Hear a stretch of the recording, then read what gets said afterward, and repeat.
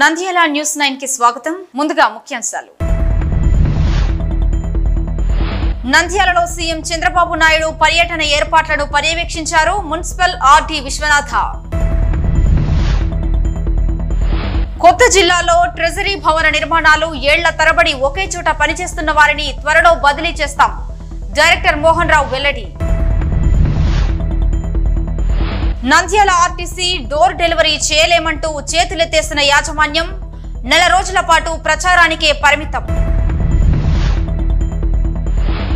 బంతికి బెట్టింగ్ యువతను టార్గెట్ చేస్తున్న cricket betting mafia. Nandyal news 9 focus.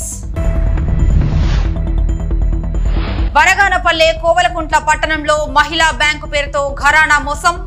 Police స్టేషన్లో ఫిర్యాదు. గాలిలో దీపం పెట్టి దేవుడిపై భారం వేసినట్టుగానే చాలా మంది రైతులు పంట పొలం మట్టిని ల్యాబ్ లో పరిష్కరించుకోండి. వ్యవసాయ శాఖ అధికారి జాన్సన్. బండి ఆత్మకూరు మండలంలో దారుణ హత్య. బైక్ పై వెళుతున్న సుధాకర్ రెడ్డి అనే వ్యక్తిని నారాయణపురం వద్ద నరికి చంపిన దుండగులు. నంద్యాల రామకృష్ణ డిగ్రీ కాలేజ్ విద్యార్థులు రహదారి భద్రతపై అవగాహన ఉండాలన్న ట్రాఫిక్ సిఐ మల్లికార్జున గుప్తా. వేసవిలో త్రాగునీటి ఎద్దడి నివారణకు చర్యలు తీసుకోండి. కలెక్టర్ల సదస్సుకు పటిష్ట నివేదికలు సిద్ధం చేయండి. మంత్రి ఫరూక్ సతీమణి షహనాజ్ మృతి చెంది 2 రోజులు కావస్తున్నా ఆ కుటుంబంలో దుఃఖం ఆపుకోలేకపోతున్నారని పరామర్శలకు వెళ్లిన వారు అంటున్నారు. ధైర్యం చెప్పడానికి మేం వెళ్తే వారి బాధను చూసి మేం ఏడ్చాల్సి వస్తుందని కొందరు అంటుండగా మరికొంతమంది వారితో పాటు మేం ఏడ్చేశామని చాలా మంది అంటున్నారు. మొత్తం మీద 45 ఏళ్లకు పైగా ఫరూక్ కుటుంబంతో మమేకం కావడమే కాకుండా 5 మగ సంతానం, 5 మంది కోడళ్లు, వీరి పిల్లలు, మరో 10ని కలుపుకొని మొత్తం 20 మందికి పైగా ఎవరికి ఏ లోటు లేకుండా చూస్తున్నారు. దీంతో షహనాజ్ అంటే అందరికీ ప్రాణం. అందుకే మరణ వార్తను జీర్ణించుకోలేకపోతున్నారు. ఆ కుటుంబానికి ఆమె లేని లోటు మాత్రం ఉంది. అందువల్ల ఎక్కెక్కి ఏడవడం తప్ప వారికి మరొక మార్గం లేదు. దాదాపు 72 ఏళ్ల వయసున్న ఫరూక్ కూడా కంటతడి పెట్టడం మరింత బాధ కలిగిస్తోంది. ఫరూక్ అధికారంలో ఉన్నా లేకపోయినా అందరినీ ఆప్యాయంగా పలకరిస్తారు. అందుకే కులాలకి, మతాలకి, రాజకీయ పార్టీలకు అతీతంగా ఆయన్ను పరామర్శ చేయడానికి వెళ్తున్నారు. సీఎం చంద్రబాబు నాయుడుతో పాటు మంత్రివర్గ సహచరులు, ఎమ్మెల్యే, ఎంపీలు, ఎమ్మెల్సీలు పెద్ద సంఖ్యలో వెళ్లి పరామర్శ చేస్తున్నారు. ఇకపోతే వైసీపీలో టాప్ ఆర్డర్ నాయకులు గంగుల ప్రభాకర్ రెడ్డి, పీపీ నాగిరెడ్డి, మాజీ ఎమ్మెల్యేలు శిల్పారావి, చక్రపాణిరెడ్డితో పాటు మరికొంతమంది కూడా వెళ్లి కుటుంబానికి ధైర్యం చెప్పి వస్తున్నారు. మొత్తం మీద అందరి వాడు ఫారూక్ అని చెప్పడానికి ఇంతకంటే మరో ఉదాహరణ ఏముంటుంది అని నాయకులు అంటున్నారు. ఫారూక్తో పాటు ఇటీవల అసెంబ్లీలో కలియ తిరుగుతున్న ఫిరోజ్, ఫయాజ్లు కూడా నంద్యాల నుంచి జనం పెద్ద సంఖ్యలో వెళ్లి పరామర్శలు చేస్తున్నారు. ఎక్కువగా యువకులు ఉండడం విశేషం.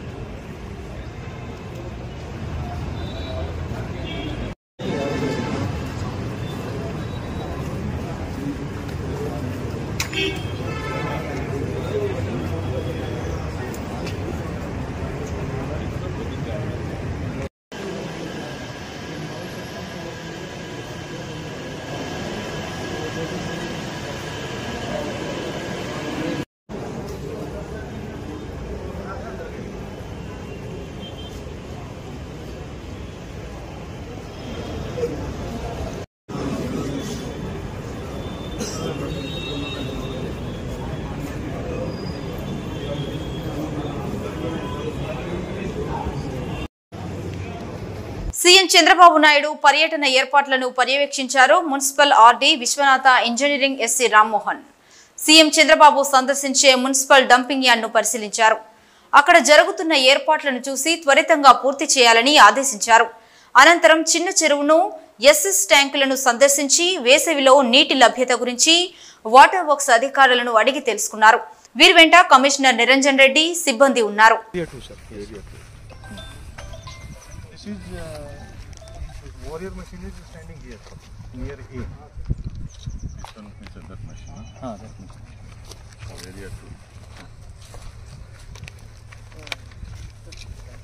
present room survey का दीजिए.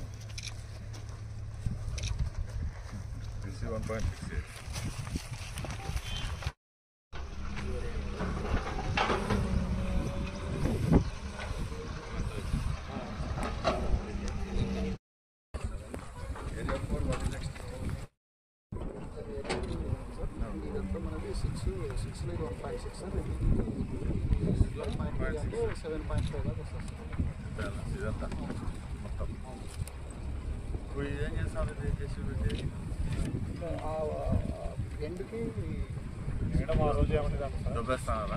సీఎం కాన్వాయి అంటే అక్కడి నుంచి వస్తే సభ ఇక్కడ పెట్టేస్తే పబ్లిక్ ఉండదులే కానీ అంటే అందుకని కొద్దిగా సైడ్ జరిగింది.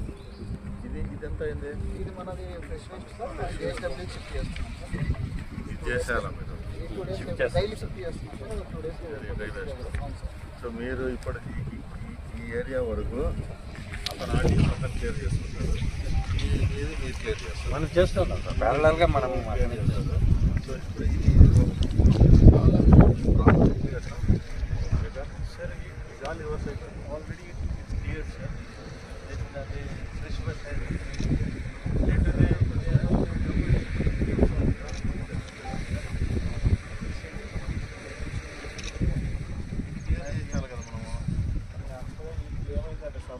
గ్రౌండ్ లెవెల్ వరకు 5 to 2 meters వరకు కూడా చేయాల్సి ఉంటుంది. వాళ్ళు ఏమన్నా అంటే మాకు ఇచ్చిన క్వాంటిటీ అందరూ కంప్లీట్ అయిపోయింది. Ground level చేస్తామన్నాం.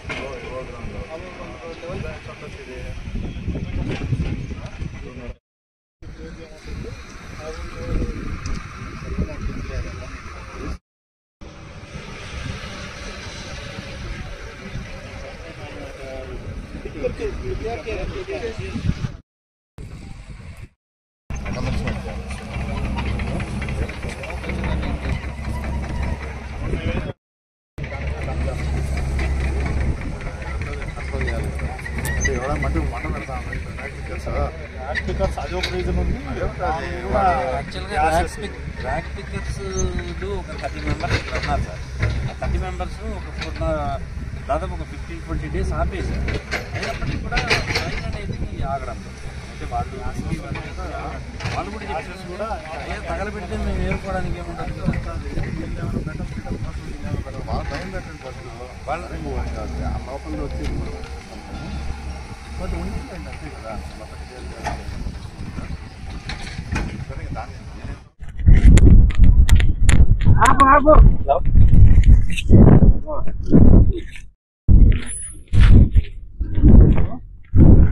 కొత్త జిల్లాలో ట్రెజరీ కార్యాలయాల భవన నిర్మాణాలు చేపట్టేందుకు చర్యలు తీసుకుంటున్నట్లు రాష్ట్ర ఖజానా లెక్కల శాఖ డైరెక్టర్ మోహన్ రావు తెలిపారు.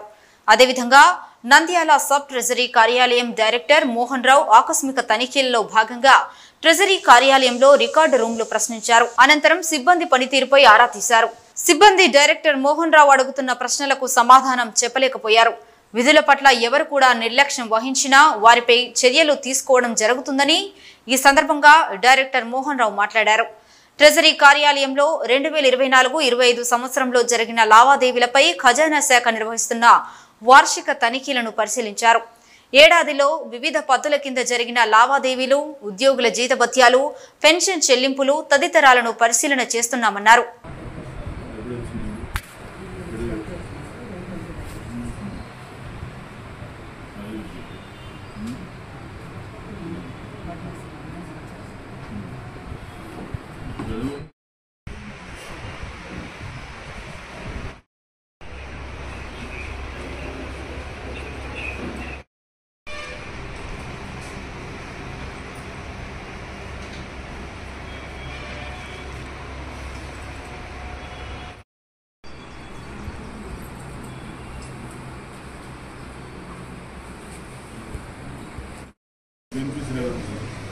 పళనిస్వామి.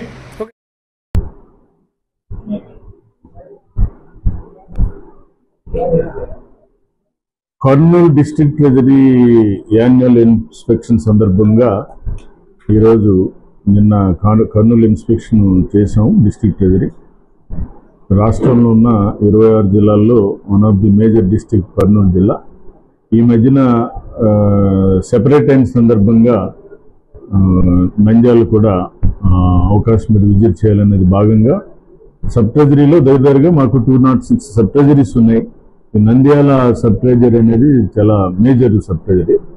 సో యాన్యువల్ ఇన్స్పెక్షన్ సందర్భంగా ఈరోజు ఇక్కడ ఉన్న సబ్ ట్రెజరీకి విజిట్ చేసి అక్కడ ఎంప్లాయీస్ యొక్క పనితీరు ఇంక్లూడింగ్ అటెండెన్స్తో పాటు వారి యొక్క వర్కింగ్ కండిషన్ని ఎగ్జామ్ చేయటానికి ఈరోజు ఈ సబ్ ట్రెజరీకి రావడం జరిగింది. ఈ విజిట్లో మీకు వచ్చే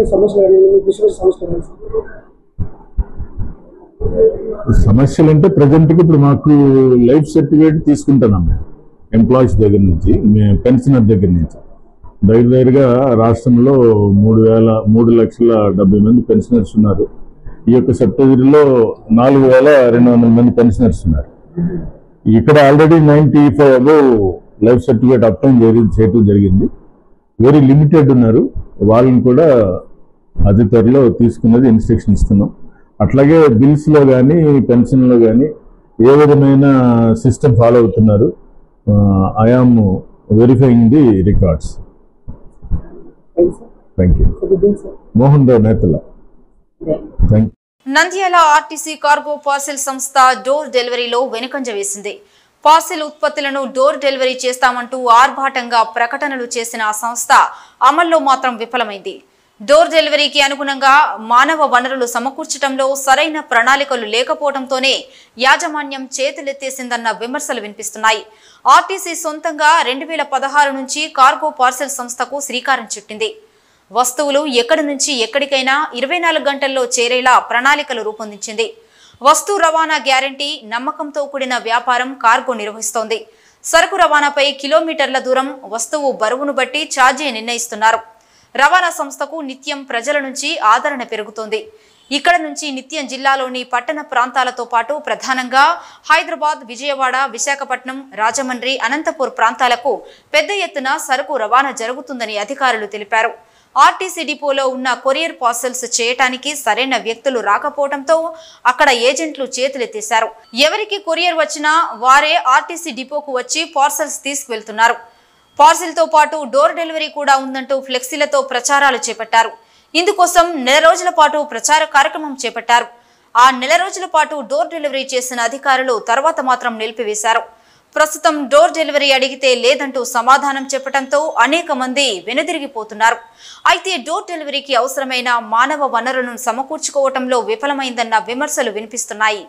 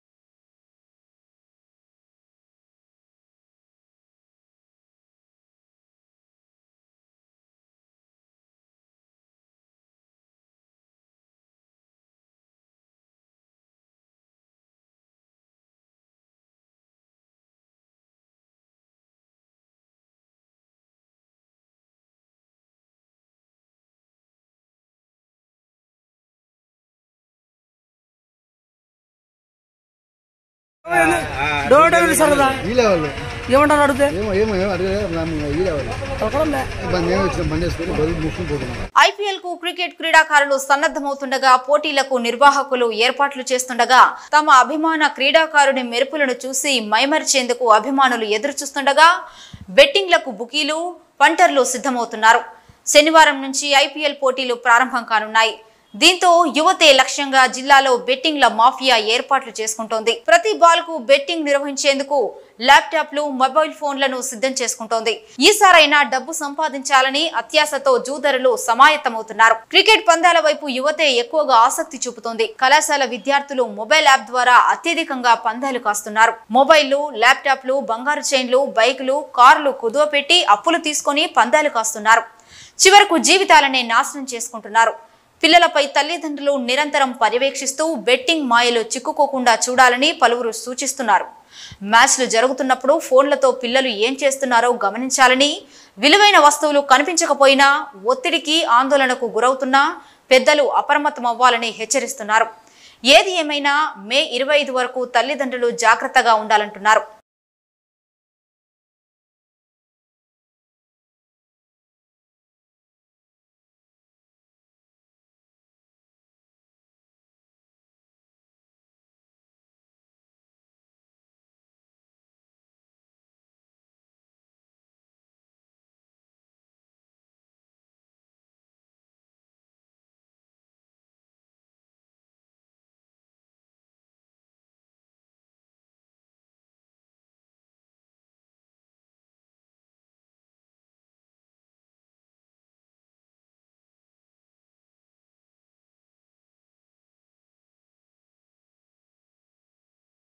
నంద్యాల జిల్లా కోవలకుంట్ల పట్టణంలో జనని పరస్పర సహకార పరపతి సంఘం పేరుతో ఏర్పాటు చేసిన మహిళా బ్యాంకు బోర్డు తిప్పేసేందుకు సిద్ధమైంది. ఆ సంస్థ సీఈఓ వెంకటరమణ గత 20 రోజులుగా సెల్ ఫోన్ స్విచ్ ఆఫ్ చేసుకుని అజ్ఞాతంలోకి వెళ్లటంతో డిపాజిటర్లు గగ్గోలు పెడుతున్నారు.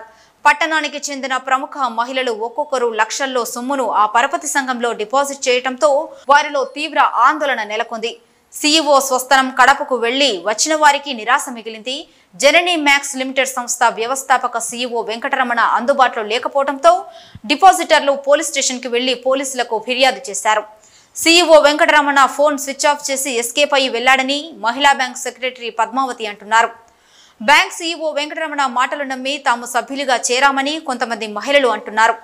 తమను చూసి పట్టణానికి చెందిన ఎందరో మహిళలు లక్షల్లో డిపాజిట్ చేశారని ఆ పరపతి సంఘం సెక్రటరీ పద్మావతి అంటున్నారు. మహిళలకు అధిక వడ్డీల ఆశ చూపించి భారీ మొత్తం రుణాలు ఇస్తామని డిపాజిట్లు సేకరించినట్లు ఆరోపణలు ఉన్నాయి. కడప పట్టణానికి చెందిన వెంకటరమణ స్థానికంగా ఉన్న పరిచయాలను ఆసరాగా చేసుకుని నంద్యాల జిల్లాలో 5 బ్రాంచ్లు ఏర్పాటు చేశాడు. కోయిలకుంట్లతో పాటు చాగలమర్రి, బనగానపల్లె, నంద్యాల తదితర చోట్ల జననీ మ్యాక్స్ లిమిటెడ్ సంస్థ పేరుతో జననీ పరస్పర సహాయక సహకార పొదుపు సంఘం కార్యాలయాలు తెరిచి ఆ సంస్థల ద్వారా వేలాది మంది మహిళల నుండి సుమారు 2 కోట్ల మేరకు భారీ మొత్తంలో డిపాజిట్లు సేకరించినట్లు తెలిసింది.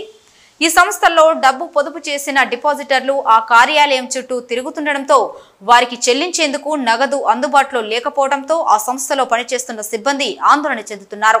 డిపాజిటర్ల నుంచి ఒత్తిడి అధికం కావడంతో సీఈఓ వెంకటరమణపై పోలీసులకు ఫిర్యాదు చేస్తామని కోవెలకుంటలో ఉన్న జననీ సహకార సంఘం సెక్రటరీ పద్మావతి అంటున్నారు. జననీ మ్యాక్స్ లిమిటెడ్ సంస్థ 2021 అక్టోబర్ 8న కోవెలకుంట్లలో జననీ సహాయ సహకార పరపతి పొదుపు సంఘం పేరుతో అప్పటి ఎమ్మెల్యే కాటసాని రామిరెడ్డి చేత మహిళా బ్యాంకును ప్రారంభోత్సవం చేపించడం జరిగింది. స్థానిక పొదుపు మహిళా బ్యాంకులో మహిళలకు నమ్మకం కలిగించే విధంగా బ్యాంక్ గ్రూప్ కమిటీకి 15 మంది మహిళలను నియమించి అధిక వడ్డీల ఆశ చూపించి భారీ మొత్తం రుణాలు ఇస్తామని వేలాది మంది మహిళల నుండి దాదాపు 2 కోట్ల మేరకు భారీ మొత్తంలో డిపాజిట్లు సేకరించినట్లు సమాచారం.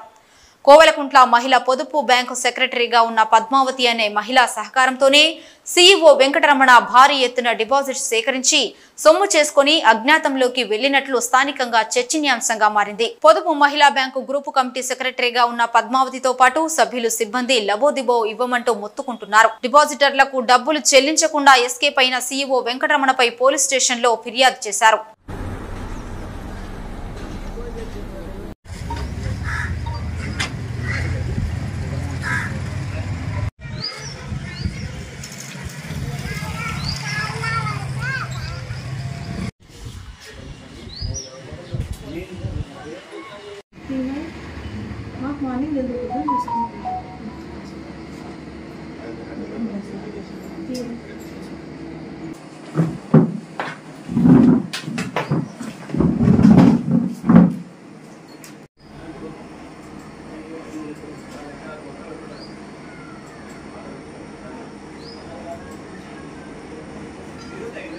అదుపుతో ఎక్కువ మాట్లాడడం బాగుంటుంది.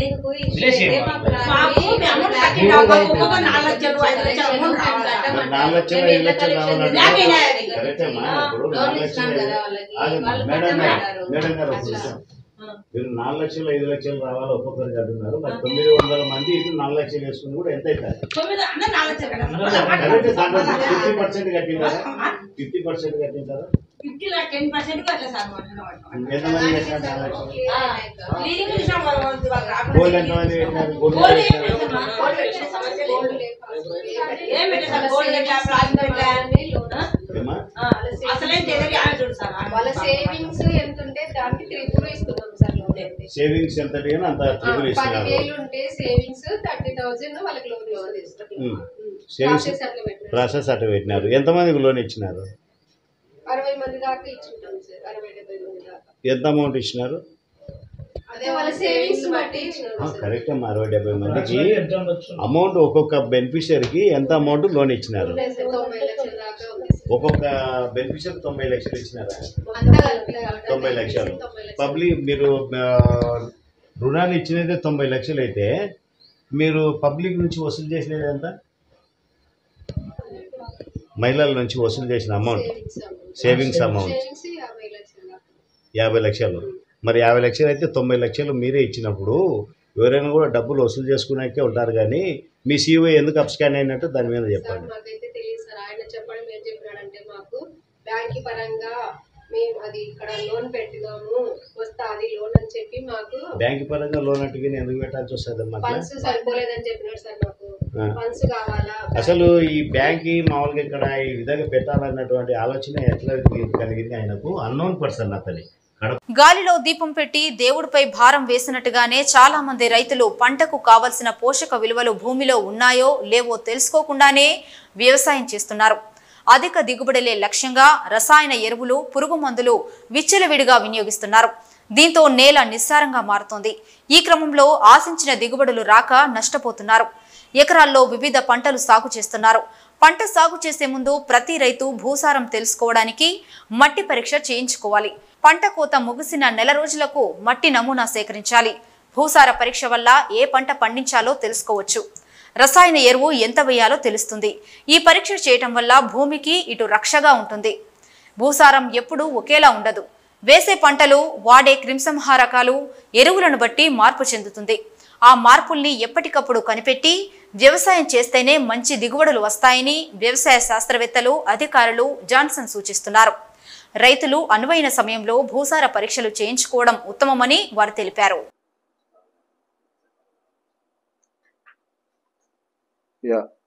ముఖ్యంగా ఈ యొక్క రాబో ఎండాకాలంలో రైతు సోదరులందరూ కూడా తగు జాగ్రత్తలు తీసుకోవాలని కోరుతూ ఉంటున్నాము. ముఖ్యంగా వ్యవసాయం మీద ఆధారపడుతున్నటువంటి రైతాంగము ఇది మంచి సమయం కాబట్టి మన పొలాలు ఇప్పుడు ఖరీఫ్ రబీలో పండించి పంటలు కోసి వేసిన తర్వాత మనము మట్టి నమూనాలు పరీక్షించుకోవడం ఎంతైనా అవసరము. ఈ యొక్క మట్టి నమూనాలను మనం పరీక్షించుకున్నప్పుడు మనకు భూమిలో ఉన్నటువంటి పోషక విలువలను బట్టి దానికి ఆధారితంగా మనము ఎరువుల వాడకం చేసుకోవడం ద్వారా మనకు ఖర్చు తగ్గనికి అవకాశం ఉంది. రెండవది, కావలసినటువంటి పోషకాలు మొక్కకు అందించినప్పుడు మొక్క తీసుకొని అధిక దిగుబడికి ఇవ్వడానికి అవకాశం ఉంది. మూడవది, భూమి కూడా ఆరోగ్యవంతంగా ఉంటుంది. నాలుగవది, భూమిలో ఉన్నటువంటి సూక్ష్మ క్రిములు ఏవైతే మొక్కకు హాని కలిగిస్తాయో వాటి యొక్క సాంద్రత కూడా తగ్గిపోనికి అవకాశం ఉంటుంది. అదొకటి. కాబట్టి రైతు సోదరులు ఈ యొక్క ఎండాకాలం వచ్చినప్పుడు ఏమవుతుంది అని అంటే మన పొలాలు ఖాళీగా ఉంటాయి కాబట్టి భూమిలో మనము 3 సంవత్సరాలకు ఒకసారి మనం మన భూమిని పరీక్ష చేసుకున్నప్పుడు మన యొక్క భూమి భౌగోళిక పరిస్థితి, లేకపోతే భూమి యొక్క pH ఎంత ఉంది, ఆర్గానిక్ కార్బన్ లభ్య కార్బన్ ఎంత ఉంది, నత్రజని, భాస్వరం, పొటాషు లేక ఇతర మైక్రోన్యూట్రియన్స్ సూక్ష్మ పోషకాల లోపాలు ఏమైనా ఉన్నాయా, లేక ఉన్న ఏ దశలో ఉంది అనేది, ఏ మోతాదులో ఉంది అనేది మనకు క్లియర్గా తెలుస్తుంది. సో తెలిసినప్పుడు ఏమవుతుంది అని అంటే మనము ఏ పోషకాలు ఎక్కువగా ఉంటాయో వాటిని తగ్గించుకోనికి అవకాశం ఉంది, ఏ పోషకాలు తక్కువగా ఉంటాయో దానికి అనుగుణంగా సిఫారసు మేరకు మనము కావలసిన మోతాదులో మనము ఆ ఎరువులను భూమికి అందించినప్పుడు ఆ యొక్క భూమిలో ఉన్నటువంటి సూక్ష్మజీవులు సాంద్రత పెరగడానికి అవకాశం ఉంది. రెండవది మొక్కకు ఈ యొక్క పోషకాలన్నీ దొరికే విధంగా లభ్యమయ్యే దశలో ఉంటాయి కాబట్టి మొక్క ఈజీగా వాటన్నిటిని తీసుకొని అధిక దిగుబడిని ఇవ్వడానికి అవకాశం ఉంటుంది. కాబట్టి రైతు సోదరులందరూ ఈ యొక్క అవకాశాన్ని ఉపయోగించుకొని పంటలు తీసివేసిన తర్వాత పంటలు లేక ఖాళీగా ఉన్నప్పుడు మనం జిగ్జాగ్ మేనర్లో మనము మన యొక్క సాంద్రతను 15 నుంచి 30 సెంటీమీటర్ లోపల మట్టి నమూనాలను సేకరించి వాటిని బాగా 1కి 4 సార్లు క్వార్టరింగ్ పద్ధతిలో ఆపోజిట్లో తీసివేసుకొని బాగా ఉన్నటువంటి శాంపుల్స్ని తీసుకొని మనము వ్యవసాయ పరిశోధనా స్థానము నంద్యాలలో గాన మనం ఇచ్చినట్లయితే రైతు సోదరులకు ఇచ్చినటువంటి ఆ యొక్క డీటెయిల్స్ని బట్టి వాటన్నిటిని పరీక్ష చేసి దాంట్లో వారి యొక్క పొలంలో లభ్యమయ్యే పోషకాల విలువలను తెలుపుతూ అవసరమైతే వాటిని ఏ విధంగా మార్పు చేసుకోవాలి, అవసరమైతే ఆ సమస్యను ఎలా అధిగమించాలి అనేది కూడా మేము సిఫారసు చేస్తాం. కాబట్టి దానికి అనుగుణంగా రాబోయే సంవత్సరంలో రాబోయే ఖరీఫ్లో కూడా మంచి ఫలితాలు తీసుకోనికి, మంచి ఇది నాణ్యమైన పంట తీసుకోనికి, అధిక దిగుబడి తీసుకోనికి, తర్వాత ఈ యొక్క పొలాలను మనము లోతు దుక్కి చేసుకోవడం ద్వారా ఈ యొక్క లోతు దున్ని మనము బయటికి తిరగదిప్పి మట్టి వేసినప్పుడు ఈ యొక్క సూర్యరశ్మి ఎండ వేడిమికి కూడా ఏమవుతాయి అని అంటే ఆ యొక్క లోపల ఉన్నటువంటి కోశస్థ దశలో ఉన్న పురుగు యొక్క కోశస్థ దశలో అంటే నిద్రావస్థ దశలో ఉన్నటువంటి ఆ దశలన్నీ కూడా ఎండకి ఎక్స్పోజ్ అయిపోతాయి. కాబట్టి ఆ ఎండ వేడికి ఇవన్నీ కాలిపోతాయి. తద్వారా భూమిలో ఈ యొక్క మొక్కకు హాని కలిగించే కీటకాల యొక్క సాంద్రత తగ్గనికి అవకాశం ఉంటుంది. అలాగే భూమిని లోతుగా దున్నినప్పుడు ఈ యొక్క సూక్ష్మ క్రిములు ఏవైతే మొక్కకు హాని కలిగించి రోగాల్ని కలిగించే సూక్ష్మ క్రిములు ఉంటాయి. నంద్యాల జిల్లా బండి ఆత్మకూరు పోలీస్ స్టేషన్ పరిధిలో గల జి లింగాపురం గ్రామంలో గత కొన్ని సంవత్సరాల నుండి నంద్యాల సుధాకర్ రెడ్డి మరియు గుర్రాల రామస్వామిలకు ఇంటి స్థలం విషయంలో మనస్పర్ధలు ఉన్నాయి. నంద్యాల సుధాకర్ రెడ్డి ఇంటి వెనుకాల సుమారు 6 సెంట్లు స్థలమును ఆనుకొని మాలగుర్రాల రామస్వామి యొక్క రేకుల షెడ్డు కలదు. 2015 సంవత్సరంలో గుర్రాల రామస్వామి సదరు నంద్యాల సుధాకర్ రెడ్డి యొక్క 6 సెంట్ల స్థలములో తనకు కూడా స్థలము ఉందని నంద్యాల సుధాకర్ రెడ్డితో గొడవ పడేవాడు. ఈ విషయంలో నంద్యాల సుధాకర్ రెడ్డి వాళ్ల నమోదు అయినవి సదరు కేసులు కొట్టివేసినారు. ఈ విషయంలో నంద్యాల సుధాకర్ రెడ్డి సివిల్ కోర్టుకు వెళ్లాడు. కోర్టు వారు నంద్యాల సుధాకర్ రెడ్డికి అనుకూలంగా తీర్పు ఇచ్చారు. బైక్ పై వెళ్తున్న సుధాకర్ రెడ్డి అనే వ్యక్తిని నారాయణపురం వద్ద కొందరు దుండగులు నరికి చంపారు. హత్యకు లింగాపురం గ్రామంలో స్థల వివాదమే కారణంగా పోలీసులు అనుమానం పడుతున్నారు. కేసు నమోదు చేసి దర్యాప్తు చేస్తున్నారు బండి ఆత్మకూరు పోలీసులు. నంద్యాల పట్టణంలోని స్థానిక రామకృష్ణ డిగ్రీ కాలేజీ ఆడిటోరియంలో కాలేజీ విద్యార్థులకు రోడ్డు భద్రతా వారోత్సవాల్లో భాగంగా రోడ్డు ప్రమాదాలపై అవగాహన సదస్సు నిర్వహించారు. ట్రాఫిక్ సిఐ మల్లికార్జున గుప్తా మాట్లాడుతూ విద్యార్థులు నిబంధనలను పాటిస్తూ మిగిలిన వారికి ఆదర్శంగా ఉండాలని అన్నారు. యువత ఎక్కువగా ప్రమాదాలకు గురవుతున్నారని, నిబంధనలను పాటించకపోవడమే అందుకు కారణమని పేర్కొన్నారు. చట్టాలు ఉన్నది ప్రజల రక్షణ కోసమేనని, వాటిని గౌరవించాల్సిన బాధ్యత ప్రతి ఒక్కరిపైన ఉందని అన్నారు. ద్విచక్ర వాహనం నడిపేవారు తప్పనిసరిగా హెల్మెట్ పెట్టుకోవాలని, 4 చక్రాల వాహనం నడిపేవారు సీటు బెల్ట్ ధరించాలని, సెల్ ఫోన్ మాట్లాడుతూ వాహనం నడపడం అత్యంత ప్రమాదకరమని విద్యార్థులకు సూచించారు. డ్రైవింగ్ లైసెన్స్ లేకుండా వాహనాలు నడపడం చట్టవిరుద్ధమని తెలిపారు. అదేవిధంగా యువత ఎక్కువ మద్యం సేవించి వాహనాలు నడుపుతున్నారని, వారి వల్ల ఇతరులు ప్రమాదాలకు గురవుతున్నారని, ప్రతి ఒక్కరూ ట్రాఫిక్ నిబంధనలను పాటించాలని, లేకుంటే అటువంటి వారిపై కఠిన చర్యలు తీసుకోవడం జరుగుతుందని తెలిపారు. బయట మోటార్ సైకిల్ మీద పోవడము అడిగితే ఏం చేస్తుంటే కోర్టుకు పంపిస్తే 1000 రూపాయలు 1500 వాళ్ళకు ఆ పని చేసి పెట్టడానికైనా రావాలి. అందుకు దీని మీద మనము ఈ రోజు ఇంతకుముందు ఒకసారి ఈ ప్రోగ్రామ్ ఆర్గనైజ్ చేశాము. అప్పుడు ఎంతమంది వచ్చినారు ఒకసారి దయచేసి చేతులు ఎత్తండి అందరూ.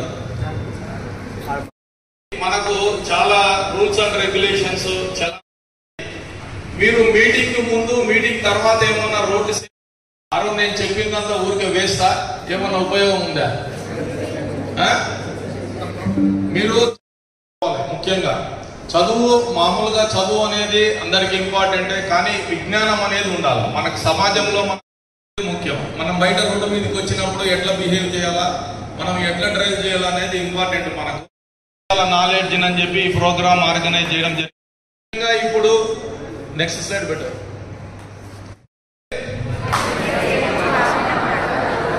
మద్యం సేవించి వాహనం నడపరాదంటే చూసి ఆగదు, మనల్ని చూసి ఆగుతుందా?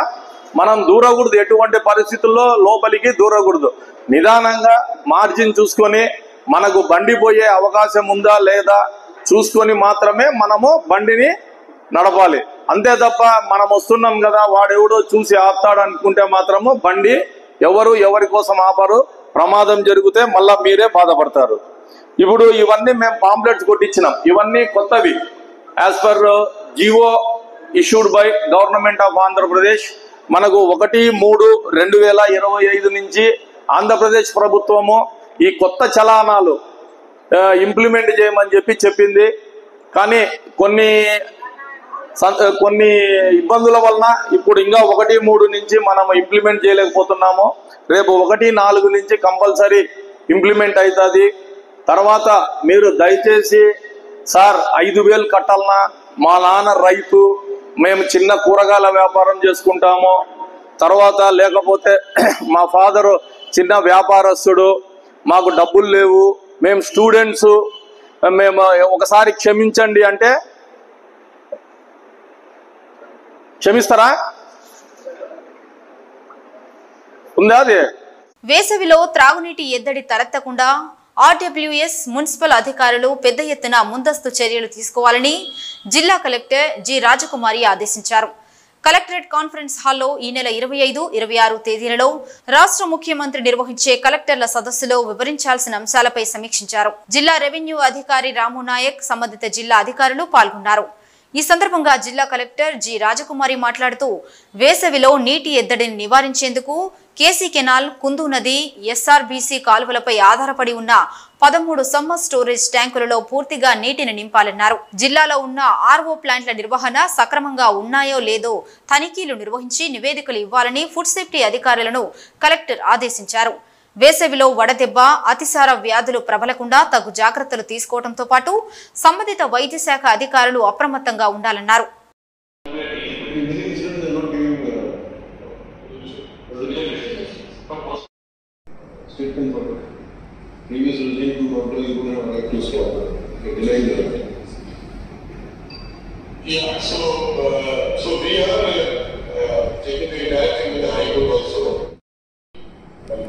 Mr. Collectors, again I will repeat, see these resolutions, that is the only objective basically which has to be met by the district collector. All the procedures etc. which are prescribed are supposed to aid this objective. They are not intended to become bottlenecks to the main objective of life.